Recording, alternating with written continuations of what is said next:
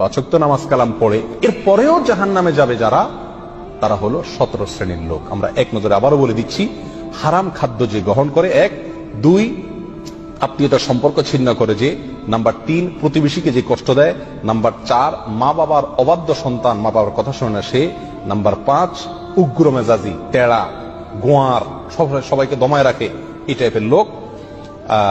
Number 6 অধীনস্থদেরকে, প্রজাদেরকে, যে সমস্ত শাসকেরা, যে সমস্ত রাজারা, যে সমস্ত রাষ্ট্রপ্রধানেরা, সরকার প্রধানেরা বা যে যে লেভেলে আছে সে তার প্রজাদেরকে ধোঁকা দেয় যে তারা।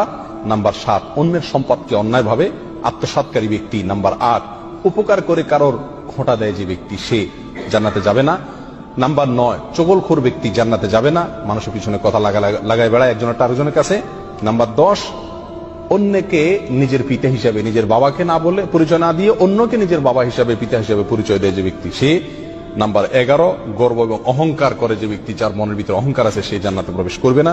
নাম্বার 12 রাসূলুল্লাহ সাল্লাল্লাহু আলাইহি সাল্লামকে যে ব্যক্তি ফলো করে না, তার নির্দেশকে মান্য করে না, সে ব্যক্তি। নাম্বার 13 অকারণে তালাক কামনা করে, তালাক চায় যে মহিলা, সেই মহিলা। নাম্বার 14 দুনিয়াবী উদ্দেশ্যে যারা এলেম শিখে, কোরআন হাদিস শিখে, এলেম অর্জন করে, আলেম হয়, দুনিয়াবী উদ্দেশ্যে, দুনিয়ার কোন ধান্দায়,